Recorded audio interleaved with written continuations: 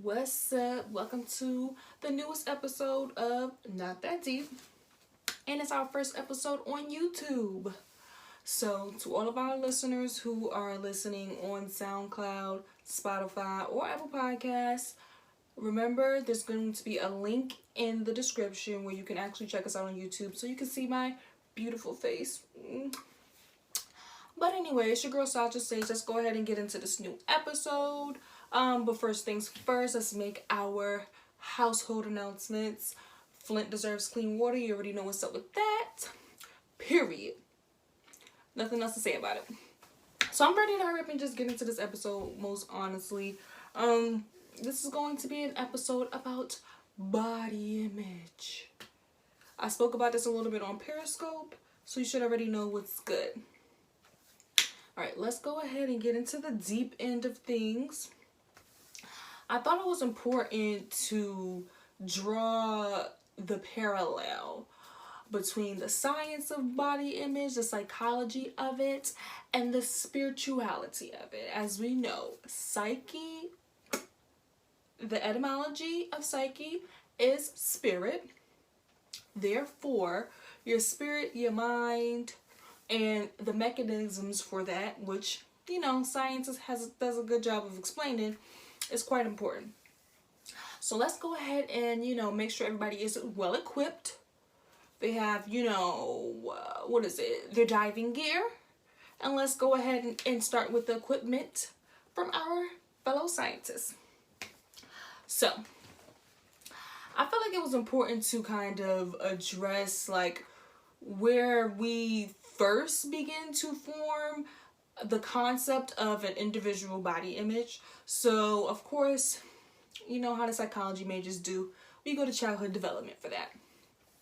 So, I did my Googles, and according to familydoctor.org, studies were examined, and it was found that children as early as the age of 3 years old form a sense of body image. Fortunately or unfortunately for some, that body image is heavily impacted by their parents. So basically, whatever a child observes their parent saying about their body or the child's body, that's kind of how they'll start shaping, or conceptualizing what their body is, whether it's good or bad, or what the proper functions of that will be. By the age of 5 years old, media and friends in school and, other children actually have a greater impact on an individual's sense of body image. So you have to think about this. This is like starting at age 3. People know, okay, this is my body type. I'm fat, I'm skinny, I'm tall, I'm short, whatever it is, right? Then by the age of 5, they have the idea of this is what someone else thinks about my body. Billy over here called me, fat today. Mommy, am I fat? That's when you'll start getting those questions maybe from your children. Now, maybe if you homeschool your children, and you also have to think about the fact that media will also be playing a role into what your child believes is beauty. So on media, we know that it's very subconscious and subliminal how, what's beautiful and what's ugly is displayed. So as your child is maybe watching a cartoon or something that you may be watching, they'll start to pick up on cues like, oh, this person is getting positive or a good affirmation because of their body, and while this person is getting a negative one. Like positive or negative reinforcement. That's how children learn, animals learn, everything learns. So, this person is praised or, they receive what they want on this TV show, and, this is how they look. This is the image that they have. And this person doesn't quite get what they want. They're shunned, they're dismissed, and this is how they look. You know what I mean? Kind of like how people complain that, oh, the big black girl is always the funny, goofy one that nobody really wants and chasing after a man. Like those type of imagery, that type of imagery will impact your child as early as 5. And what you say as the parent impacts your child as early as 3 years old. So good luck with that. Not to be rude, of course. Now, I thought it was also important to draw on the fact that I would say, like, evolutionarily wise, like the way that humans have evolved, we kind of have inherent cues about what's good and bad in a body. So you'll realize that by your teenage years, when hormones start kicking in, you may be attracted to a specific type of body. And you may not have any reason for it. You know what I mean? Now, of course, we can all see society plays a role, right? So we know, you know, the children who are popular, or the girls who are pretty, or the guys who are good looking and get all of the attention or whatever. We had that concept by the age, you know, by being, you know, by the time we're teenagers. However, we also kind of have to think about the fact that our sexual reproductive organs are further developing. I know women, we're born with our eggs, but, you know, at least by the time we're a teenager, you know, we're actually menstruating. With men, they do develop their sperm, of course, by the time they're a teenager, and we may notice that we're attracted to different body types, and we may not know what that reason is. If you took any sort of evolution of genetics, the psychology of evolution, any type of class like that, then I'm almost certain that you learned, you know, what is more appealing and what the animalistic aspects of what we look for in a mate. So in terms of body type, with women, men do look for smaller waists. The reason for that being is it indicates that this woman isn't pregnant. That's really the best that the Western sciences have come up with. However, I mean, I can see how that can be the case. You know what I mean? Just in a common sense type of way. If, you know, if we're in the wild and we're dating and we're mating, and, you know, I just pull up on your village and I don't know anybody, you know, I can assume the woman with a flat stomach doesn't have a man, possibly. You know what I mean? You know, but if I do see a woman with a whole round belly, you know, not round as in, you know, kind of have get a little gut, but I mean really round as in like a full, you know, pot belly, you may assume, you know, you either may be eating good and you know, your family in the village got a lot of money, or you pregnant. And 9 times out of 10, if you are eating good in the village and you are eating good enough to get thick, you probably got a man or a baby. I'm not gonna lie, because I mean the genetics is there. You're not gonna last long on the market. They're gonna come after that. Like, okay, she got all the goat and the pigs and all that. Well, maybe not pigs. And I do it for the Africans. Please, Africans, don't catch attitude. She got all the goats and the chickens and all that. Well, let's say turkey, because chickens is not even naturally occurring in the wild. Woo! Okay, I'm not even going to get into our meat industry, but you know what I mean. This chick is eating, so a man would be attracted to that. Now, for women, we tend to, a cue that we get, you know, I would say that has been embedded in our genetics over, you know, evolution and our course of evolving as Homo sapiens. We may say, okay, this man has muscles, you know, he has a muscular build, he may be strong enough to protect me, type of thing. Now, also, men are attracted to curves. They may want a flat stomach, but they do like curves. So busty women, titties, ass, things like that. I kind of associated with sacred geometry. You know how, you know, with sacred geometry, we're all kind of like repeating the same pattern of just like the fucking flower of life type of thing. However, you know, big titties indicate, you know, being able to nourish your children. Big ass though, not 110% sure really where that came in fully. You know, I want to say it's because of sacred geometry. But as we get further into this episode, I think there may have been a little bit of a tilting of the genetics thanks to the European raping and pillaging. I'm not gonna lie. I know that Africans like big asses. I mean, I like a big ass too, big booty, whatever.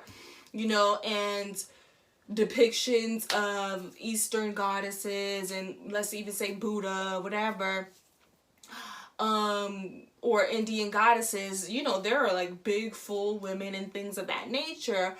However, it wasn't as fixated on the ass. It was just more like wide hips type of thing. So wide hips is good for child bearing, well, rearing, whatever. And, you know, big boobs is a good indication like, oh, she's going to have a lot of milk in there. Flat stomach, oh, she's not pregnant. The ass cheeks, though, we're going to get into a little bit later on. Because, yes, everybody likes, you know, a nice thing to squeeze on. But it doesn't actually, having a huge ass doesn't actually serve an evolutionary advantage. I did see one time this girl tweeting about, oh, you know, there was this association or some study she looked at where the more fat or something you had in your ass, the smarter you were. I don't know. I didn't look into that study. So, but I honestly doubt, I'm just keeping it a buck. Based off observation in my subconscious mind, that does not actually seem to yield anything for me. Maybe it was just that population that study looked at or whatever, that, okay, they have big asses, they were smart, I don't know. Maybe even for men, you know, the nerves, they sometimes have big asses, sometimes, I don't know. All I'm saying is that there is a conversation that needs to be had, and we'll get into it. But before we do, I do want to touch on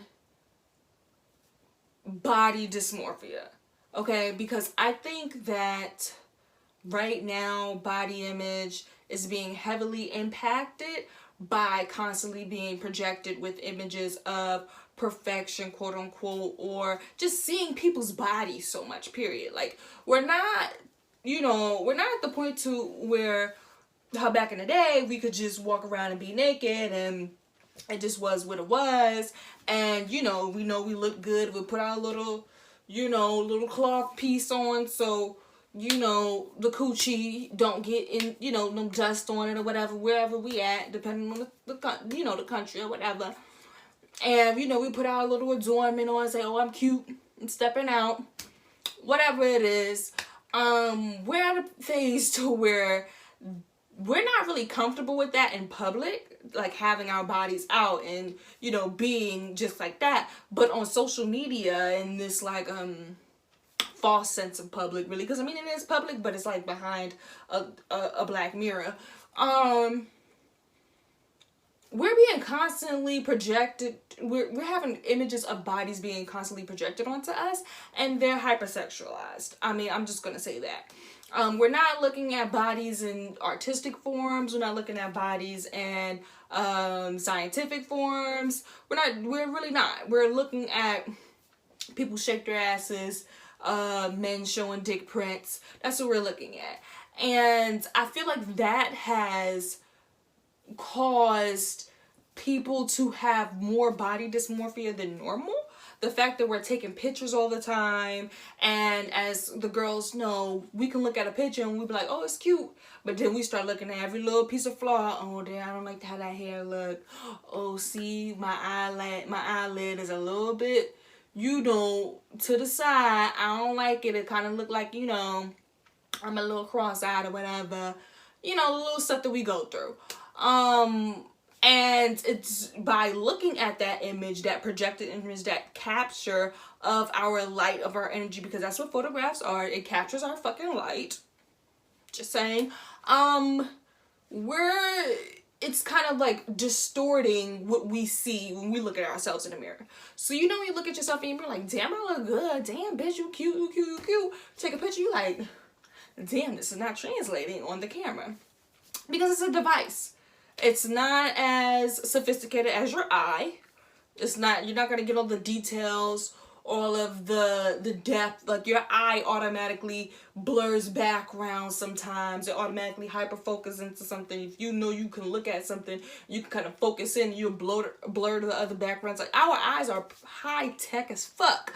And cameras just aren't. So they aren't able to capture like the way that we are, because we look at ourselves and we know the good things and the great parts of our life. So we capture it naturally when we look at it. The camera, it can just do what it can do. So I feel like that is leading more into body dysmorphia for a lot of people. So what body dysmorphia is the obsession over a perceived flaw in the body. So symptoms of this is repetitive checking. Checking is when you're constantly looking in the mirror and examining parts of yourself, which I noticed that I do, and I pray I stop. God damn, I need to stop doing that shit. I really do. I be feeling fine, I look fine or whatever, but I too am suffering from, not suffering, I rebuke it, fuck that. I too am experiencing the effects of ass obsession in America. I am people, I am. I be looking at my ass and I be like, oh, it's so good from this ankle. Then all of a sudden I was like, see, now, you know, I could use a little bit more plump here, plump there. I be doing the checking. But anyway, other symptoms of body dysmorphia. Checking, skin picking, which is basically like kind of even like pinching yourself or like closely examining every part of your skin and things, something like that. Also feeling like you just have like this gross kind of flaw about you that most people aren't even perceiving, which is unfortunate. Like, you know, I mean, I think it's unfortunate because a symptom of it is just like what your perception is actually not reality to the majority of people. It's kind of like a delusion. It's like a self-delusion about a flaw about you. When other people see you and they're just like, you look fine, what are you talking about? You're like, bitch, my eyes are turning green. And you're like, my nigga, they're definitely dark brown. I don't even, where do you see a green hue in here? Like, I don't even know. Yes, bitch, there's a green hue in my fucking eye. And you're like, everybody's like, bitch, no, it's not. Like, I don't see it.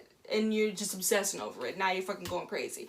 That's how delusional it is. It's just like, bro, your fucking eyes are fucking brown, my nigga. Please stop telling me they're green. We did not agree that this fucking shade of the fucking light spectrum was called motherfucking green. We agreed that it was called brown. Please stop trying to trick me, okay? You know what I'm saying? Like, I see your light, but you're not seeing it.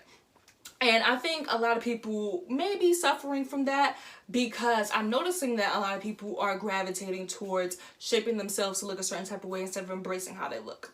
You know what I mean? It's I'm not even going to get into it. So, the reason being that I believe, or that I've just noticed, because it's really not even about a belief, I'm just observing shit at this point. I'm thinking that people are having body dysmorphia because they're fixated. They've received an image of what they believe is perfection. They fixated on that. They looked in the mirror. They realized that I don't have this idea of perfection that I have come to accept. So now I want to change it. And I saw this really cool quote when I was on Psychology Today looking for a good article on this. It was titled, "It's not your body, it's your body image." Meaning that the mind is all in the universe is mental, my nigga. It's in your mind, it's what you think it is. If you don't think it looks good, then it's just not gonna look good. That's all it is. You know what I'm saying? But I did find a really, really, really good article that kind of addressed exactly what I thought was the reason why people were kind of gravitating towards being so obsessed with their bodies and wanting to change it, getting surgeries and stuff like that. Now, like I said in my Periscope video, listen here, girls. I am a scientist at heart. Okay, I'm an experimenter at heart. If you want to experiment and do different things to mold your body into what your image, that's the point now, because we forget that. What your image is, I have absolutely no problem with that. I don't. But if you go in there and you give the motherfucking doctor a goddamn picture of fucking Kim Kardashian, that's not your image. That's not your image of what you want to look like. You want to look like somebody else. So, it's not your body. It's your body image. That's the bars right there, man. Okay. So, now this is the article that I really was fucking with. It was written by Michelle Lewicka. Now, I don't be pronounce people's names right. So the link is gonna be in the description. Okay. The article is titled "Images of God and Body Image." I was like, hold on. Let me go ahead and motherfucking looking at, because I got some spiritual stuff to put up in here too. So let me see what y'all done put in here.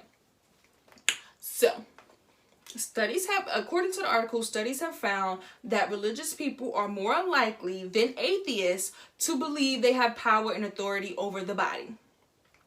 The reason being is because they do believe in a higher power, God, and God is associated with authority and power. And of course, you know, the fact that in the Bible they talk about, you know, making the body of this and that, and you know how it goes. I don't be quoting the Bible because I ain't read it in a minute.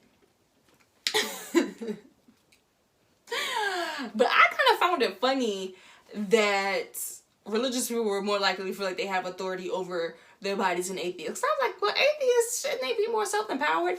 But I was like, a lot of atheists that I know are also pessimist as fuck, or like, oh fuck, kind of just like disconnected a little bit. I mean, I can't say that for all atheists. This is a generalization. I don't know y'all. But from my observation, I have noticed that sometimes atheists kind of just are like, fuck this shit. I don't give a fuck, bitch. So they may not really care about their body enough to say, oh, I got power over it. They be like, shit, sometimes I'm tired. Sometimes I don't want to work out, whatever. You know what I'm saying?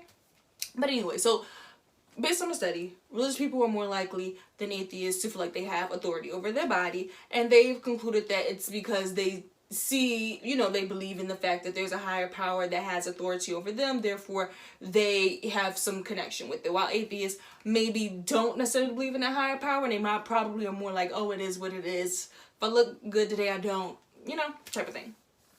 Also, due to the masculine depiction of God,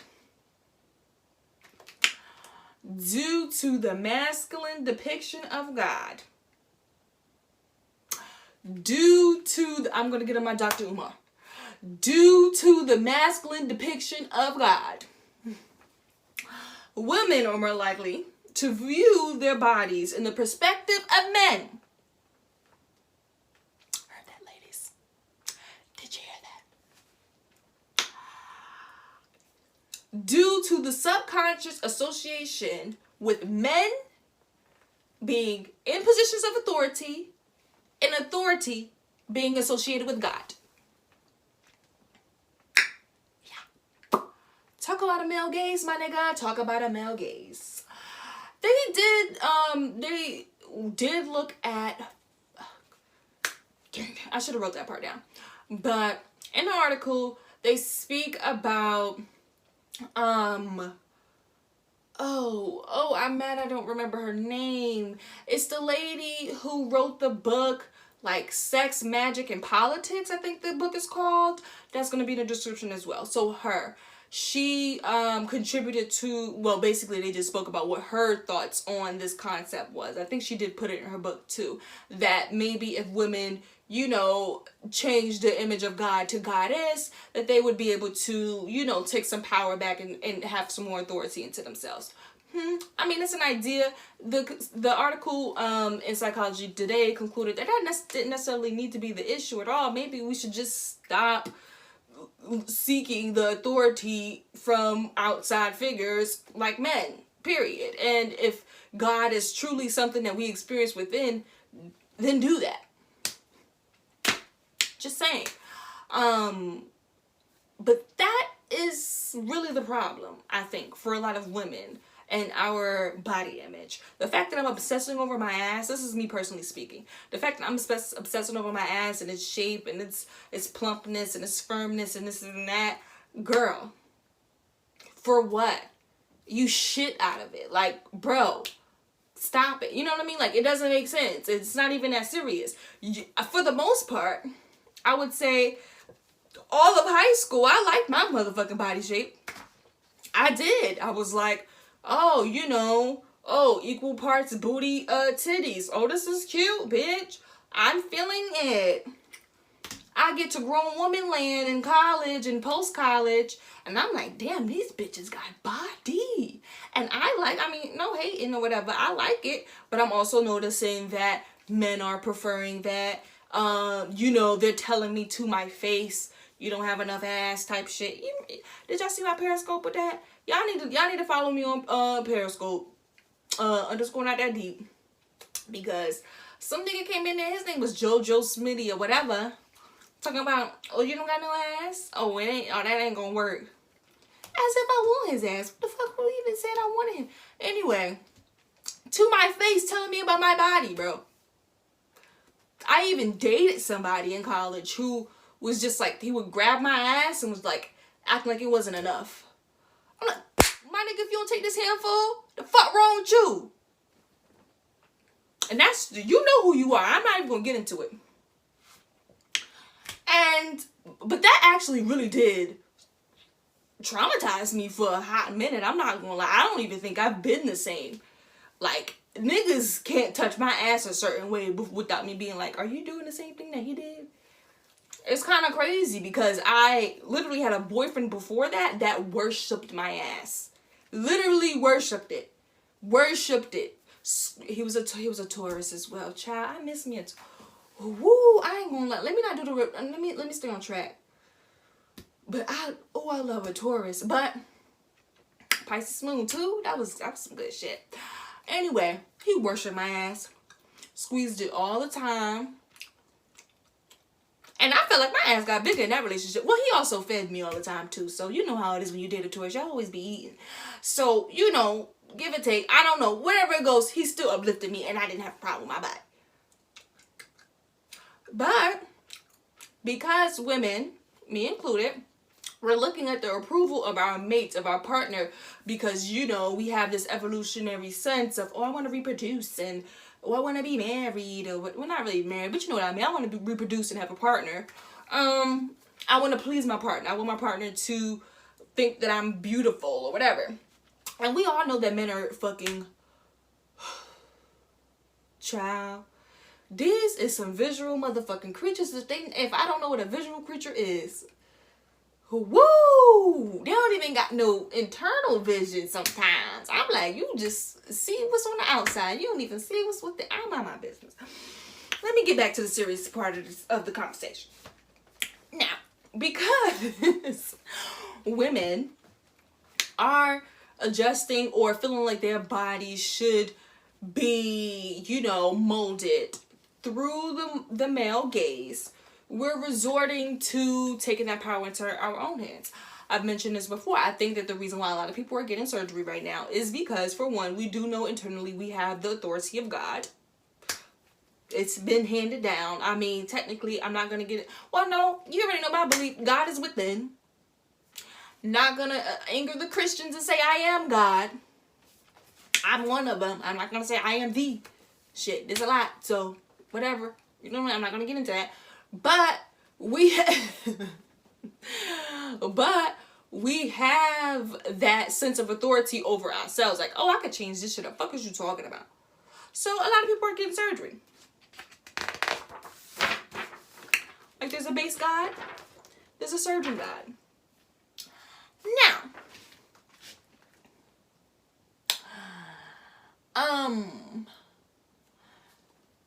as much of a scientist as I am internally, right, and from my practice and my college years, or really, you know, whatever, you know what I'm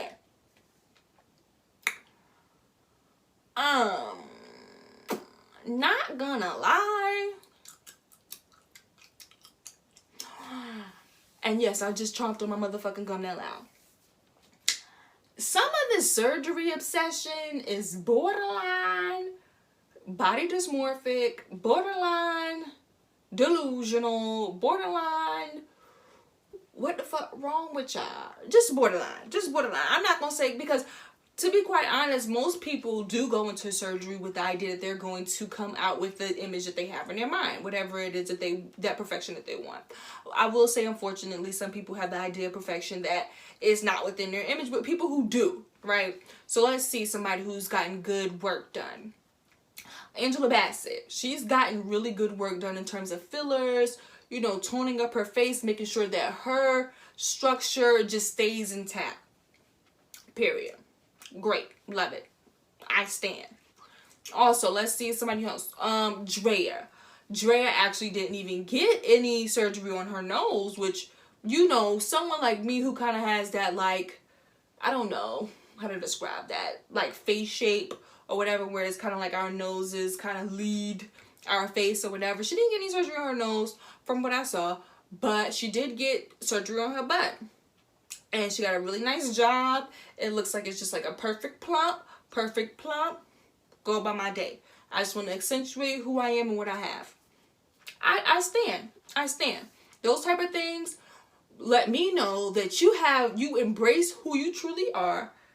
You may be a little bit more on the experimental science side like me, and you don't mind doing a little nip tuck.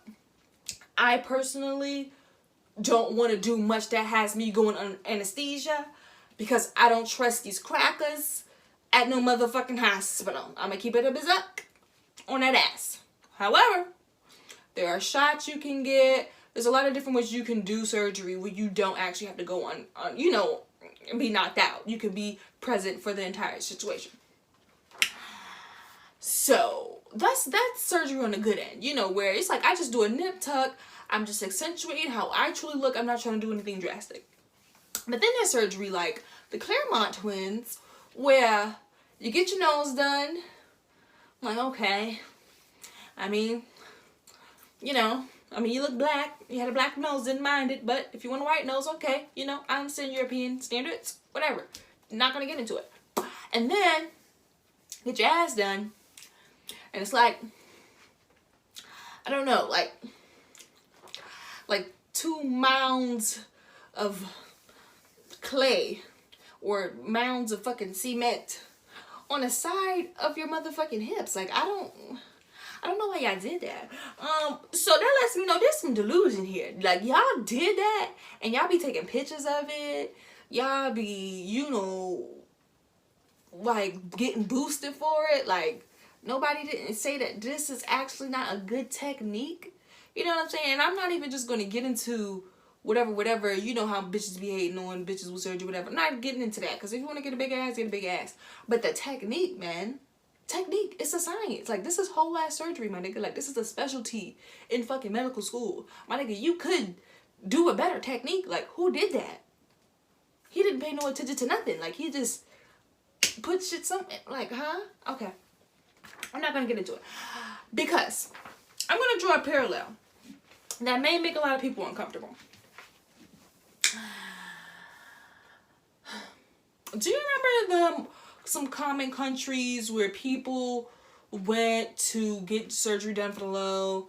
Like, right now, I think the DR is pretty popular. But at one point, Colombia wasn't it? When it was like getting titties done, get your titties done in Colombia, nose job done in Colombia. You know, you remember that?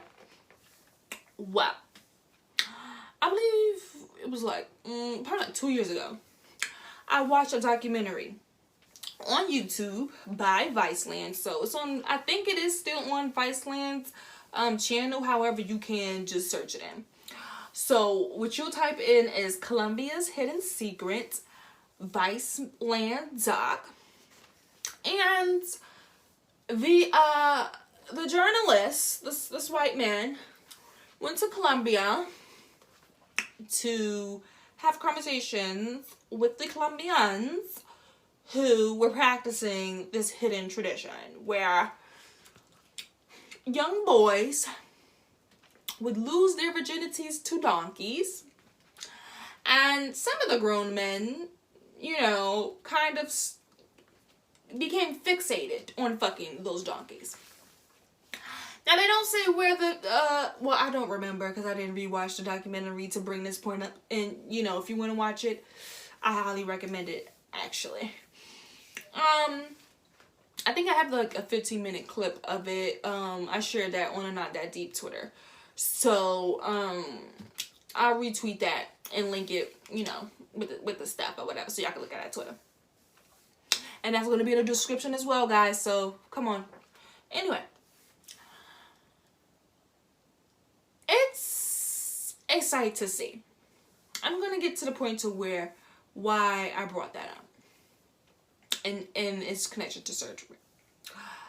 So in the documentary, let me set the stage. In this motherfucking documentary, he was actually attractive. It's kind of sad. There was this older guy, probably in his 30s. I'm gonna call him donkey addict. He was an addict. He was describing how, it's pretty much encouraged for the young boys to lose their virginity to donkeys. And he just, because it's safer than fucking women to lose your virginity. I don't even know what, okay, it's safer. So he did that as a young child. However, as he's gotten older, he hasn't really kicked the habit. He says he likes to fuck donkeys. They're nice to him. They're sweet to him. He notices now that his favorite donkey to fuck will just, lift the tail up when he comes behind and whatever, He's like, I just, get behind a big old ass and it's tight. And I'm like, whew, okay. Now, the journalist additionally interviewed some younger kids and asked them about the tradition, and all of the boys was like, yeah, they tell us that we can lose our virginity to donkeys, but I don't want to do it. It's gross. And then one little boy is like, I did it. I lost my virginity, and it was kind of cool. I mean, they're Colombian, so I didn't do a good Colombian accent, but you get the idea. They're fucking kids. Okay, excuse me. Ooh, that didn't sound right. Ooh, there must be a message in that. I do think that there is some type of Colombian butt lord in these countries and possibly influencing America, just like this dark entity that's feeding off of the energy of that type of fixation. I'm not gonna lie. So I rebuke it. Hope they not, because there's enough pedophilia in the world as it is. We need to get shit up out of here anyway. So, anyway, these are children, and they're speaking about, what the fuck is being taught to them. Basically, they're traumatized kids, and talking about the fact that, yeah, I'm being encouraged to lose my virginity to a donkey. It's acceptable if I lose my virginity to a donkey. Although, I think it's gross, but one of the niggas is just like, hey, I tried it. Bestiality. They're encouraging bestiality on these children. Child, this is the ghetto. It's ghetto as hell. Now, donkey addict's wife, she got a baby by him or whatever. She says she's over it in a documentary. She's like, I'm over it. I don't like him doing it, but he ain't cheating with no bitch, so let him fuck the donkey. I don't know. That's the reality here, people. That's the reality here. So, why do I bring this up? Soulja Boy had a song called She Got a Donk. Remember that? No, we're going to church today. Because I hope that y'all remember Soulja Boy saying she got a donk. Short for donkey. Thank you. Just want y'all to know. And yes, I'm going deeper than that. For one, what is it? Isn't an ass and a donkey the same fucking thing? By the way, an ass and a donkey is the same thing, and we call asses. But child, ain't no. I don't even gotta break that down. Come on now. Something going on. And some of these surgeries, y'all niggas is coming out looking like motherfucking donkeys. Kim Kardashian looked like a donkey for a hot minute. The Claire Montans look like fucking donkeys. And cute donkeys. I don't know. Just to, make sure that the bitches know that I'm not hating on them. Or whatever. Y'all some cute donkeys, I suppose. Ain't no problem with it. I mean, you a donkey, you're a donkey. I don't know. But something ain't right about that, because we encouraging the shit. We are saying you went in there and got botched ass surgery. Literal botched ass surgery. And we're keep propagating it and holding this up like this is good. in the medical community, that would not be good. If you got botched boob jobs and botched nose fucking jobs and botched lip jobs, we would not be uplifting that. But for some reason, a botched ass job is okay. As long as you look like a motherfucking donkey or a centaur or a goddamn horse. As long as you look like a horse, you're good. But if the ass is not sitting up on the side of your motherfucking hips and all up on your back, oh no, bitch, we can't fuck with it. If it's drooped, if it's looped, this and that, we can't fuck with it. With the surgery, which is fine, because we can understand that that's a fucked up ass job. We can see that the technique was fucked up there, but we can see the technique is fucked up where the bitches got the shit looking all crazy all up on their hips and on their back. We don't notice that, and it's way larger than their motherfucking thighs. We don't notice that. Okay, all right. I wonder why. Let's get into possibly why, my nigga. I started to look into the lords of bestiality. Simply Googled deities of bestiality. All I had to do. And a lot of Grecian shit came up. Do you remember how Zeus was always transforming his motherfucking ass into a motherfucking animal before he went to go fuck somebody or rape them? Remember that? I know you remember that. Do you recall how it was kind of a thing for European kings and princes and lords and XYZ to be fucking motherfucking horses? Remember that? I know y'all done seen that in the movie. Y'all ain't slow. But let's get into the facts. Now, I looked at Wikipedia because, it was reliable enough for me, bitch. And they also had images of the pictures, so I appreciated that. In European countries such as Portugal and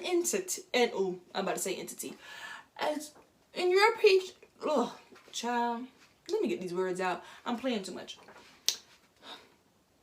In European countries such as Portugal and Italy, there have been depictions of art, prehistoric art, that showed erect penises juxtaposed with goats. That was in Portugal. That was Portugal's things, goats and penises. As we in the spiritual community know, who is the goat? Baphomet. Ain't no problem with Baphomet. We fuck with Baphomet.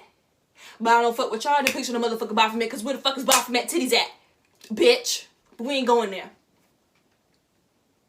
Also, in Italy, I play so much. Okay, in Italy, there is prehistoric art depicting men penetrating horses.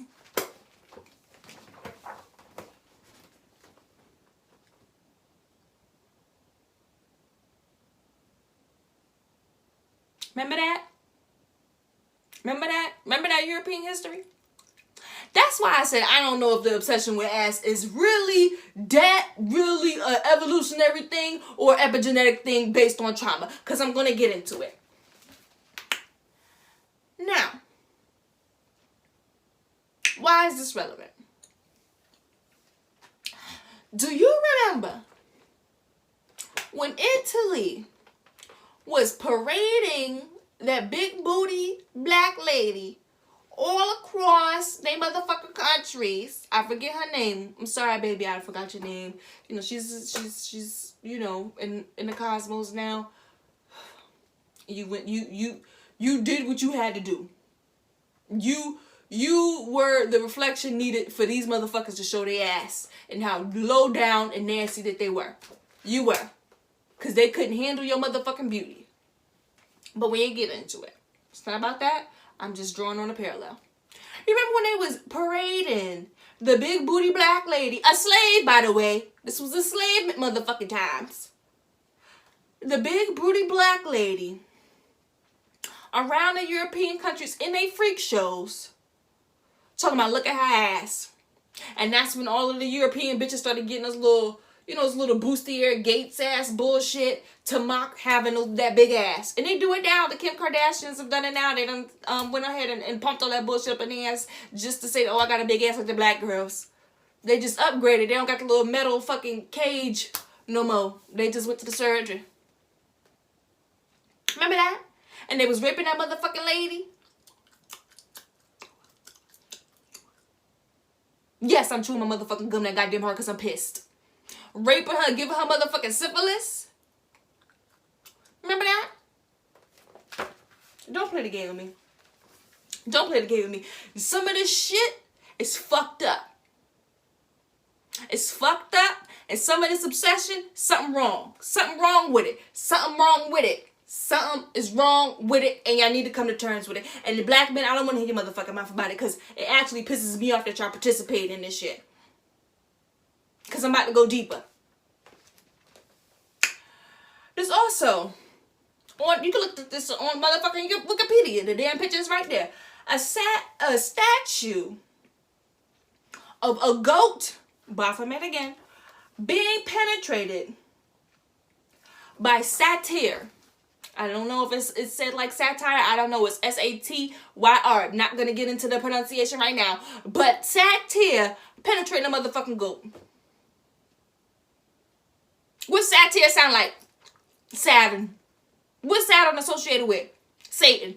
The shit that these motherfuckers came up with, because we done been had a set and we didn't need a satyr, but okay, we got the satyr now. Penetrating a goat.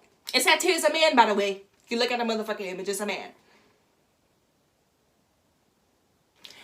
Child, the obsession, the sick ass obsession. I ain't even gonna get into it. Because they done stole Baartman, fucking remixed the whole motherfucking shit. They didn't even steal Baartman. They just using the symbol and remixing it. But, you know, it just angers me. It just angers me, the things that they do sometimes with the bullshit. It just do. But I'm not gonna get into it. And then they have the nerve to actually stick a dick in it. Wow. Wow, obsessed ass bitches, man. Obsessed ass bitches. Woo, woo. This shit here. So, like I said, I'm not sure where the ass obsession truly came in. I understand the hip obsession. I understand the titty obsession. I understand, you know, the voluptuousness. You know, in African countries, being bigger and thicker indicates that you have more to eat. But y'all ain't even going after the regular thick women. Y'all not even going after the natural thick and the natural, you know, curvy and the natural voluptuous. Y'all going after this fucked up ass image of voluptuous and motherfucking curvy that's hyper fucking perfect, as well as fake looking as shit and similar to a motherfucking donkey out here. And I hate that I had to do that to y'all, but we're going a step further. So how did I get this bestiality thing? How did I associate? Where did my mind even get that from? That's what you may think. Let's go ahead and reference Dolo the Pilot Man. You can find him on YouTube as well. Amazing, I don't know, occultist. I don't know. These titles and shit. Niggas don't even call themselves that. The niggas just be studying shit. But we ain't gonna get into it. He often speaks about his theory that Earth is resting in the heart chakra of a serpent being. Shout out to all my nines. Not saying it necessarily has to be true, but it is something to consider.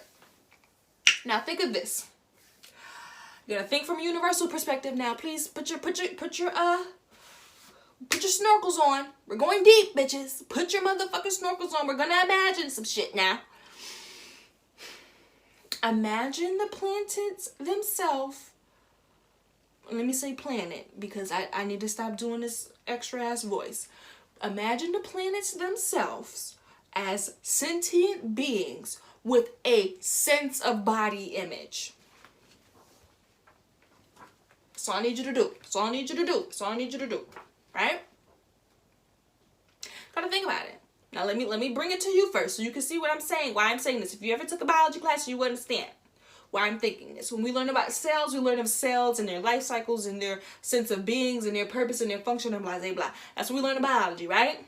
So I'm pretty sure those cells have a sense of body image, they are sentient, and they have consciousness, and they know they gotta interact with this motherfucking organ today and this enzyme and blah, blah, blah. They get that, right? Understand that part? So now, I'm pretty sure that they don't know fully what we look like, for real, but they have an idea. Unless they a cell in the eye, a cell in the eye. If they a cell in the motherfucking heart, they kind of don't know what we look like. Okay? Now, Let's not beat a cell in the heart right now, right? Because if Earth is in the heart chakra of a serpent being, Earth is a cell in that being. Now, Earth probably has a sense of body and this and that and things that's going on in the function and serves a purpose. Now, according to the theory, you do have to expand this to the imagination and the concept of body image to constellations and solar systems as well. That's only right.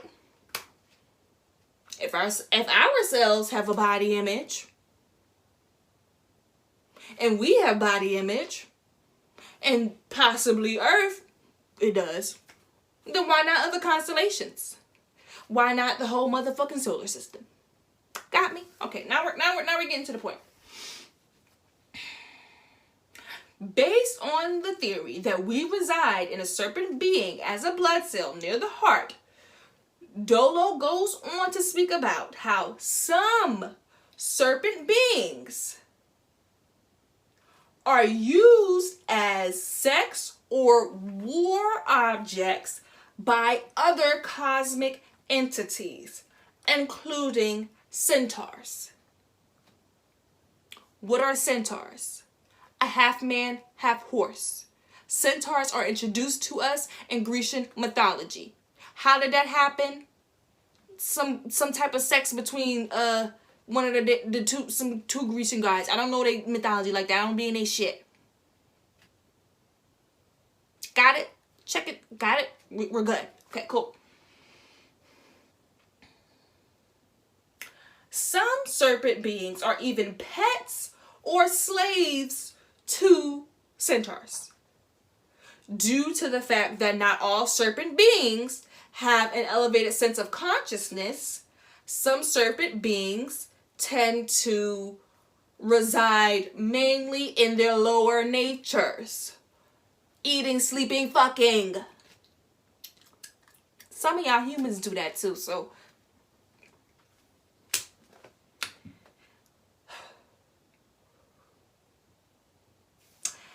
To me, this suggests that there may be some sort of worship-like energy that some serpent beings may have to those cosmic entities, kind of like whoever the fuck Christ is based off of, and I'm not, no disrespect, Christ, please, please, please.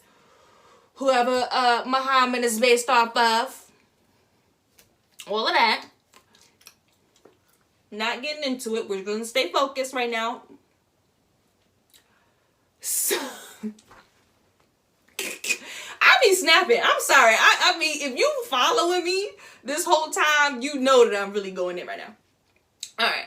So this, to me, suggests that subconsciously there may be some sort of worship that some serpent beings have towards cosmic beings, other cosmic beings, and one of them being centaurs. Kind of like in slavery days. There were slaves who worshipped the white man. They literally changed the image of Jesus to be fucking white so that motherfuckers could worship a white man. But okay, getting back to the point.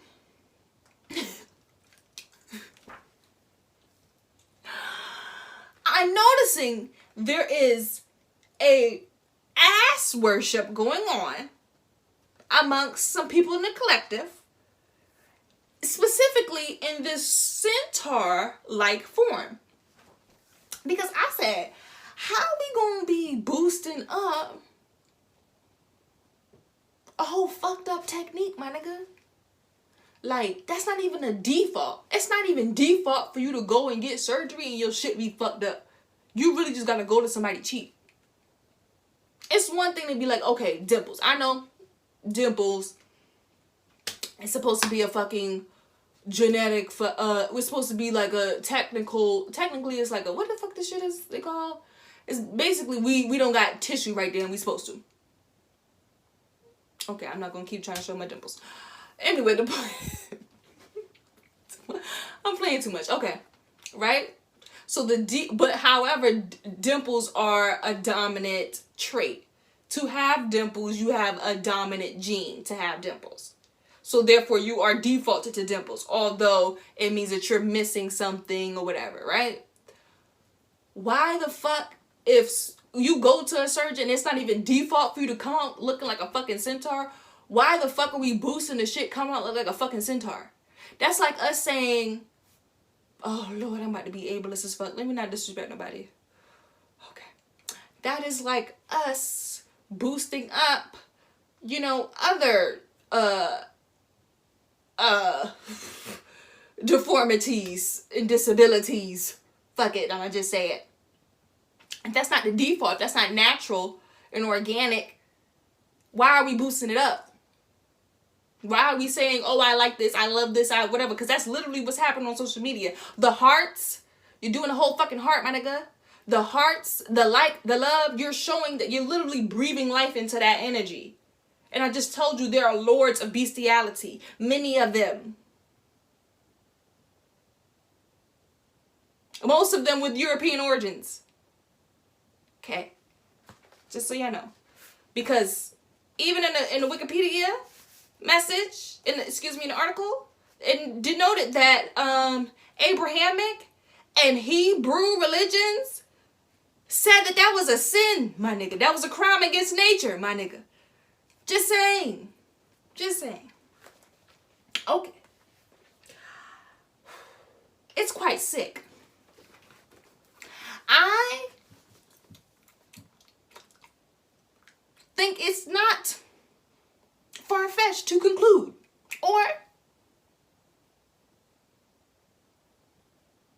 to ponder on the fact that some of y'all motherfuckers are truly in your lower natures of your serpent-like being,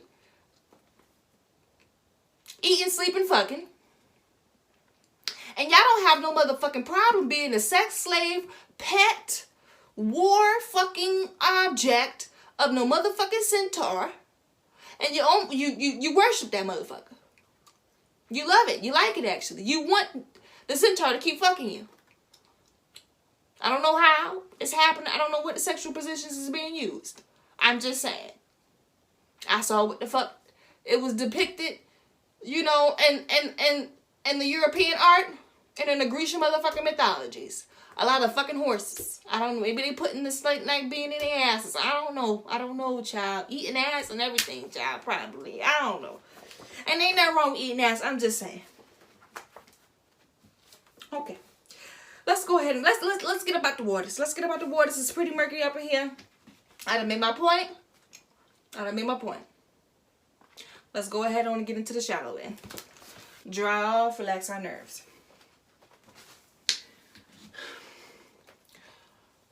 So, body image is also heavily impacted by the beauty industry. That's it, point blank. The beauty industry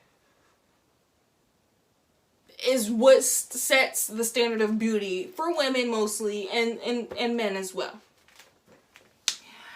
And it just seems like maybe inherent knowledge, if you just pay attention, if you like clothes, if you like makeup, shoes or whatever, you notice that a lot of the CEOs of these companies are white men. The faces of these companies are often white men. So I decided to do some Googles in that area as well. According to Business Insider, in 2019, the top 3 luxury brands were number 3, Hermes at $17 billion in evaluation. Number 2, Chanel at a $22 billion evaluation. And number 1, Louis Vuitton. Louis Vuitton had a $32 billion evaluation. Now, the article listed the top 10. I only focused on the top 3 because I really didn't want to keep looking at the CEOs and motherfucking founders of these companies, right? So, I did my research and I found that Hermes, of course, was founded by, shit, I did look up how to pronounce this nigga's name. It's like Thierry. Theory? Oh, fuck. I done forgot. It's like some way to say Terry with an accent. And it is. I done forgot. Anyway. The founder of Hermes is a white man. The current CEO of Hermes is Axel Dumas. And that's also a white man. Chanel, however, for the girls, the founder, we all know Coco Chanel, white woman. And the current CEO is Yana Peel, another white woman. She may be a little bit of, you know the white, the spicy white, the little Spanish. And Louis Vuitton, of course, the founder is Louis Vuitton himself, old white man. And the current CEO is Bernard Arnault. Basically like Arnold with accent as well. That's an old white man. He's also the current chairman. A lot of these CEOs and chairmen got their position from buying shares in the company, by the way. Just saying. Not even because they have any fucking sense of beauty, fashion, any of that. So I said, okay, Chanel has done a decent job of keep hiring women. Okay. These other motherfuckers, maybe not so much, but hey, their founders are who their founders are. And maybe, founded by a man, they may wanted to keep it up. I don't know. I don't fucking know. I don't know how to justify that. So I looked into other brands. Givenchy. The current CEO for Givenchy is Renaud Lesquin, a white man. I said, okay, let me get out of clothes because, they make men and women clothes. I can't say they wrong for that. I don't know. So let me get into makeup. The CEO and chairman of L'Oreal is Jean-Paul Agon, a white man that look like he don't do no piece of motherfucking skincare routine. He is wrinkled as a motherfucker. I said, wow, okay, let me just Google something else. Because most of these motherfuckers, and Chanel the only one? Chanel the only one that have women up in the motherfucking office? Like, what the fuck going on? So I just Googled, how many CEOs in the beauty industry are women? And an article pulled up from glamour.com. The article was released, I believe, in 2019, but they were looking at studies and reports from 2016. I think it was done by Ledbetter. It's Ledbetter. So Ledbetter. The report showed that in 2016, 29% of CEOs in the beauty industry were women. I was like, okay. Like, let's just round it up to 30%. Okay. I don't know if that's bad in my opinion. I'm just saying, because women are like 50-50, bitch. Like, what the fuck? We're underrepresented, like, ridiculously. And then it went on to get a little bit more disappointing, and it showed that the beauty industry is actually the industry with the most female CEOs, women CEOs. So out of all industries, entertainment, technology, education, all of that, the beauty industry is the one with the most CEOs as women. Yikes. At 29%. And I said, damn, we are grossly underrepresented. Like, shit. And we are the motherfuckers that keep the beauty industry alive. My nigga, I got my little eyebrows done, my mascara on, my weave, my makeup on. The fuck? For 29%? Stop it, I say. Stop the madness. I didn't like that. That was inappropriate for me.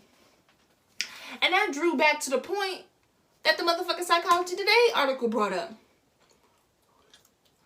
Now, women are allowing allowing men to be the authority over what image is. Period. That's just what it is. We're allowing it. We're allowing it. We're not saying I'm not going to support fucking Givenchy or Louis Vuitton or L'Oreal fucking L. All these people, we're not saying we're not going to support them. We're saying I'm going to still buy my shit. I'm going to still do whatever the fuck. Oh, I still want to be in their magazines. I still want to be their model. I still want to do this and that. I'm not going to support. Hell, wasn't they talking shit about Nicki Minaj being happy about Chanel?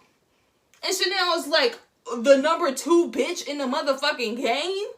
And the only one who's really showing out with at least women fucking CEOs and leadership in that motherfucker. They may be white, but at least they women. Goddamn, we looking for a little piece of or something. This is our fucking shit. Beauty is our shit. Period. And that is a woman's game. Beauty is Venus. That's feminine. It is what it is. Masculine, we appreciate your input, boo. But that's not your lane at all. I don't sit here and tell y'all about no motherfucking sports. I don't give a fuck about that shit. Some bitches do.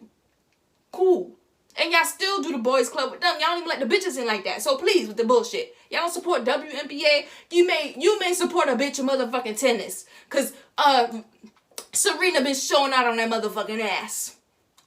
And her sister name is motherfucking Venus, bitch. So you know what's good. But I'm not getting into that. I'm talking about the fact that we women are the reason why a beauty motherfucking industry exists. Period. Period. And all these motherfucking male CEOs. And I will admit, the route that they became CEOs and chairmen is because they brought the most shares. And we do understand that there's been an income inequality for women, period. It just has been. We haven't been able to make the same income as a man, and it's a fucking problem. I'm not saying that women have to do all this motherfucking hard-ass motherfucking work to try to be billionaires in this bitch. But motherfucker, we deserve to be a motherfucking billionaire for existing. My nigga, fuck is you talking about? I have eggs in this bitch. I'm the only motherfucker who even bring a motherfucking life to this motherfucking planet. Fuck is you talking about? So yes, we should just be paid more for that. We should have paid pregnancy motherfucking leave. We should not, our job, our position should not be at motherfucking risk. Our career shouldn't be at risk because we decided to have a motherfucking baby. We should deserve to be able to sit at the motherfucking house and get residual and passive motherfucking income while we nurture the goddamn youth that we just brought to this motherfucking earth. Fuck what you talking about? Or whatever the fuck planet we on. That's point blank, period. So, I ain't even going to get into the female domination, the woman domination. I'm not going to get into it because, yes, I do understand, and some civilizations, we fucked up with it. Okay. We can accept the fact that it's time to readjust, realign, get ourselves together. But ladies, we have let these niggas run for way too motherfucking long. We need to support the girls. All of the luxury, female beauty, fashion, the Savage X Fenties. And shout out to Rihanna, my Pisces brethren, for saying, bitch, I could do luxury too. Fuck what you talking about. And that's what I stand. Because nobody got me either. Nobody understood when I was like, you know what? I think I want to do luxury furniture. That shit would be super fucking fire. Nobody understood. It was like, okay, luxury furniture. What the fuck does that even mean? High class shit, bitch. Fuck is you talking about? It shouldn't only be men building motherfucking furniture, building motherfucking houses and shit. The fuck? I've been doing that on the motherfucking Sims. I could do that in real life. That's what they did. They said, bitch, I was doing this with motherfucking blocks at the house. I've been doing this with motherfucking treehouse in the backyard. Oh, I could do this in real life. So why the fuck I can't have that motherfucking assumption? Why I can't have that motherfucking faith in my goddamn self? Thank you. Shout out to Rihanna for showing the girls what the fuck is good. And Victor Secret sat there and motherfucking lapped it up.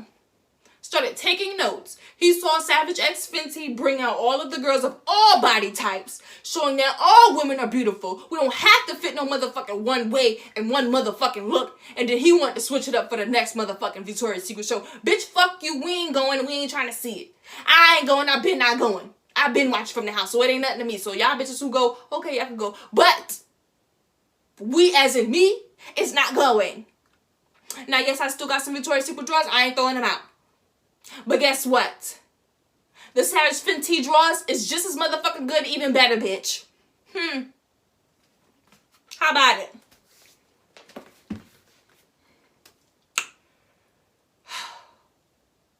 The point is that the beauty industry is projected from the male gaze. And the male gaze, masculinity in general, is associated with authority. And authority, subconsciously, is associated with God. Okay. Done. Next segment. Let's move into sink or swim. This is where people are allowed to write in questions, comments, or stories they would like to share on the show. I will choose something that's relevant to the topic, and we'll go from there. So, if you would like to submit a question, suggestion, or story you would like to share on the show, email notthatdeepsis@gmail.com, and you may have your email read. So, this question comes from a listener. Let's call her Monica. Monica says, how do you handle being tall and slim when the beauty standard today caters to thicker women? I'm slim but petite. I'm 5'3". There's pressure for... I'm sorry. Oh. There's pressure for me to be... I just said thick as hell. There's pressure for me to be thick as well, but I'd like to know what you think from your perspective. So, Monica, from my perspective. Alright. The truth is, I've been dealing with the reality of being skinny and tall my whole life. I used to hate when people called me lanky. In fucking middle school, I could not stand that shit. I do not like being called lanky. That sound like the sound, it doesn't sonically sound correct. The vibes is off. I don't like the vibration of lanky. However, in high school, I began to embrace, once I got boobs really, I began to embrace my size a little bit more. I said it a little bit earlier in the podcast. Then I started dating grown-ass men in college, shit like that. These niggas wanted big asses. Women had come into their womanly body, and they were looking good, and I was still looking like my teenage body self. Right now, I'm pretty much about that same size as well. I don't really think I've gained much. I think I've gained and kept 10 pounds from college, but sometimes I lose that. If I haven't been eating, I will lose that. So, you know, I will say I have been able to, you know, at least be about 10 pounds plumper. And I feel a little bit of that middle school struggle that I did back in the day. For me, I think that the issue has been in terms of weight gain. I have kind of adjusted to the beauty standard in terms of weaves. You know, just because I've been like weaves. My mother used to do hair. She used to do all my homegirls' hair and shit like that. So in high school, whatever, I was getting braids all the time, sew-ins all the time. So I was already with the weave shit. You know, whatever. That's just something that I was into. And we already know that has African origins. Thank you. Please tell my woke niggas. I learned how to do makeup in high school. I was a struggle at it at first, but woo child, I'm happy I done got better. So in terms of the beauty standard there, in terms of doing your makeup, doing your hair, getting your nails done, these are things that I have naturally been drawn to. Of course, because a lot of them do have, you know, origins deep embedded in my culture. African culture, Egyptians used to wear makeup. Other tribes, they had tribal makeup that they would put on to adorn themselves. You know, in terms of hair goes, there was a lot of different ways. They would do different braids. They would do different, like, ponytails. They would do different headdresses that actually had, you know, animal hair on it. Like, this is things that I'm accustomed to. So the beauty standard in terms of that isn't that big of a deal. But in terms of the body thing, it's been a little bit difficult in one area or another. For me, I want to be deemed attractive. I haven't kind of gotten out of that mentality as it doesn't matter if people perceive me as attractive or not. I mean, I do know that in, you know, elementary, middle school, and people were calling me ugly all the time, it was detrimental to my self-esteem. I was really down about myself like that, and I really did believe I was ugly at one point. Then as I began to embrace myself and really start to groom myself and see myself for its true beauty, by high school I was like, okay, I am pretty cute, you know, I'm attractive. College kind of went up a little bit, but then I kind of went through this phase in college where I became more conscious. I had my full spiritual journey. I got into tarot. I, learned about ancient fucking secrets of the fucking universe. A bitch was just like, okay, in terms of like outer beauty, I didn't see that as important as the inner beauty of my mind and my genetics and things like that. So I have kind of had a uphill battle. It's been a struggle, like, where you kind of start at the bottom, like, whew, it's just a little rough out here. But overall, I have been able to have more build up my own self-esteem. I do feel the pressure to gain weight. I don't like when my family says, when I used to come back from college, you'd be like, look like you ain't eating. Bitch, I'm not. I'm really not. Like, I was actually, like, did you know that we were impoverished when I went to college? You knew that? Because I felt it when I was there. Because I really couldn't ask you for nothing all the time. And I actually needed some. And I couldn't just go to the house and just eat, my nigga. So, just saying. Throw it out there for you to get that to your dad. After that kind of settled in, like, seriously, I didn't like, being called skinny, coming home from school and shit like that. What else? I didn't like being called skinny by partners I was dating. I mean, I still don't like it. So, I don't really feel like this. I really don't feel like I can honestly say how I handle it. I'm feeling the fucking feelings. I'm being honest with myself. I don't want people to comment on my fucking body. Unless you're saying good things, don't speak on it at all. But if somebody's gonna have an opinion, they're gonna have an opinion. That's what the fuck, it's for. It's just their take, their perspective on it. But I may not like it, but it doesn't fuck up my day anymore. I will say that. That's how I handle it. I can realize and accept the fact that, okay, that doesn't make me feel good. But, whoop, ping pong that motherfucker back to you, I'm going about my day. You know what I mean? Like, that's pretty much how I handle it. I don't really have the resentment towards thicker women. I honestly like, shapely people in general. I like thicker men. I love me a chunky nigga. Yes. I just want to squeeze you. I mean, I love skinny men too, muscular men, all of that. And, I'm embracing of all body types. So I don't have a problem with a woman being thicker. I don't have a problem with a man being thicker or more muscular or whatever. I don't care. As long as you look good, you have good energy. I can say, oh, you're attractive. Oh, whatever. So I haven't really developed that sort of resentment, because I do know that there are some times where women, they'll just, in order to feel better about what they don't have, they kind of demonize what the other is. That way they can feel more comfortable in what they don't have. You know what I mean? So I haven't done that. Really, I don't really handle it no type of way. I'm just speaking about, my experience with it, and I feel like it's pretty much normal. I don't think it is normal for people to be, so obsessed with the body and the vessel. I mean, it's really just a vehicle, my nigga. Like, it's something that we're in temporarily. This is not the end all be all. But, it is what it is type of thing. The only thing I don't like with being tall is that they don't have enough talls in the motherfucking pants department. I do not like that shit. So, to all the women making the stacked leggings and pants, send me some, because I need it. I can't stand it.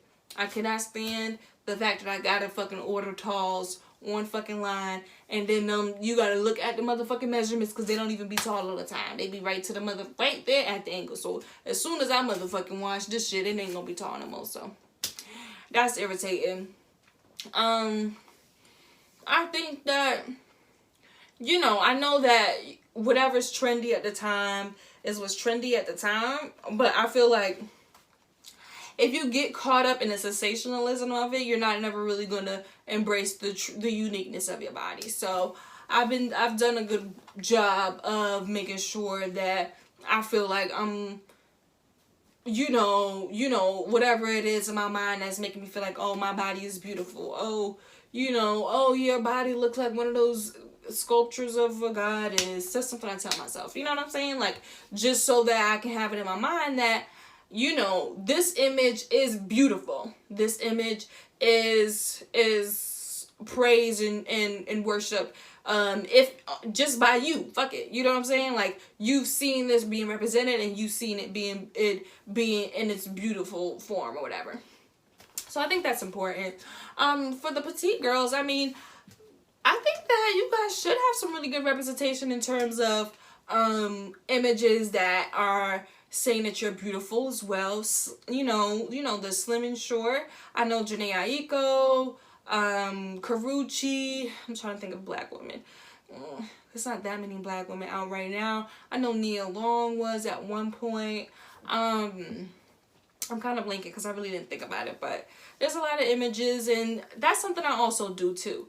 So instead of like looking at a bunch of the most popular people on Instagram, I will pay attention to women who have body types like me. I think that that's important because, you know, if I'm going to be on social media and kind of looking at these images, I need to be looking at representation that does represent me and make me feel good as well. So that's something that I've done to help counterbalance, you know, because sometimes I will feel like this pressure or like this insecurity of, oh, I want a big ass, I want a big ass, I want a big ass, I want a big ass. I would literally feel like that. Like I said in the beginning of the podcast, I will have a little bit of an issue with body checking and things like that. And I noticed that type of thing happens when I'm looking at a bunch of images of women with their big asses, big asses, big ass. I love a big ass, cool. But, you know, to constantly have that projected to you, like we said earlier, in terms of your development, you begin to allow that to influence what you think the image of beauty is. So therefore, I would then go, to counteract that, I would go seek out women who are slimmer, kind of tall, like Elsa Johnson or Samira Leah, which is LL Cool J's daughter. Elsa Johnson is Magic Johnson's daughter. I'll go and look at their Instagram and their feeds and say, okay, these are these are slim women. They are, you know, they have elongated bodies. They, you know, they have similar body types to me. They're black. They're beautiful. They're living these luxurious lives. Of course, they inherited it, which is, whoo, would love to do that for my child too. So, you know, it's just good imagery. It's good motivation for me. All right. Well, that was all the questions. Listen, write in so I can have one to see. Okay, I'm tired of using questions from my friends. Now, come on. Let's move into petty and problematic. So, in closing, my petty and problematic is to the people who insist on sexualizing bodies. Talking to you. Okay? I'm tired of it. I'm tired of it. Nudity is sacred. It's art. It's in the depiction of a temple. It's okay to appreciate art without coveting it. Whatever the coveting in it. You know what I'm saying? Wanting to possess it. Wanting to defile it. Like the fucking statue of the goat in Satya. I'm sick of it with y'all. Instead of appreciating the fucking goat depiction of Baartman, the Europeans decided to motherfucking defile it, disrespect it, and put a fucking dick in it. That is exactly what's happening these days. Women cannot show no titty. They can't show no shape. They can't go outside. Women can't do nothing without being overly sexualized. And women, you're doing it to men as well. I admit I do like a good dick print myself. But I'm not going to sit here and motherfucking harass a man on his damn social media platform every time he even shows a little bit of anything. I go into Ryan Henry's motherfucking live because, yes, he is sexy as fuck. And all I see is, oh, you're so sexy, oh, you're so sexy, oh, my God, oh, my God, oh, my God. This nigga is doing nothing but smoking a hookah right now. Stop it. Have some sense of self-respect. Stop wanting to fuck every damn thing. That's what the issue is. You are in your lower natures, my nigga. Stop wanting to fuck everything. Just because it looks good does not mean you need to put your dick in it or your pussy in it or your clit in it. How about that? Your dick or your clit. You don't need to put it in just because it look good. You got that? Mental health. It's a mental health crisis. It is. What is wrong with you? You don't have to do it. You can just fucking relax. Somebody can look good and you can acknowledge that they look good without you fucking them. Or wanting to fuck them. Like, what's wrong with you? You have no self-control. No sense of discipline. I was just talking to my homegirl, Mama, about that. I was like, I don't think I can date a woman because while I can acknowledge that they're attractive, I don't see an attractive woman and think about sex. That's how I know I'm not gay. But guess what? I also have the discipline because I'm a woman. And I can see an attractive man and not think about fucking him. That's it. That's all. That's all. That's petty and problematic, my nigga. You don't have to want to fuck something because it looks good. Or because it has a certain status or reputation.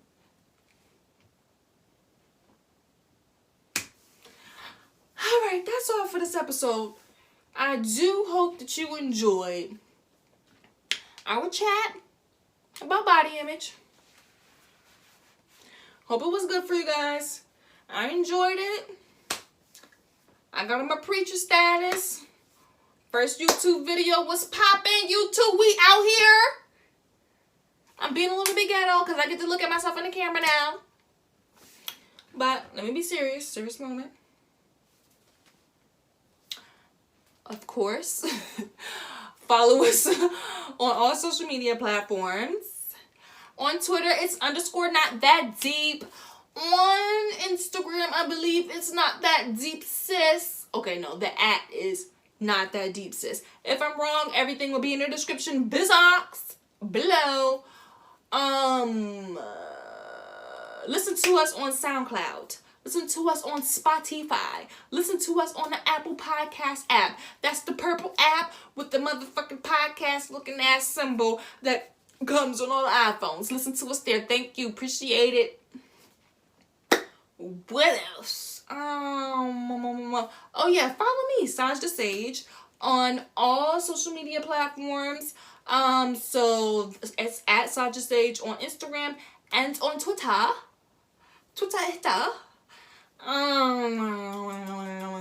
Oh, send in your questions for our sink or swim segment at notthatdeepsis@gmail.com. Oh, and definitely shop with our sponsors. Inspire Alignment. They funding this episode. Oh. Alright, I'm done. I've done what I could do. Love you guys.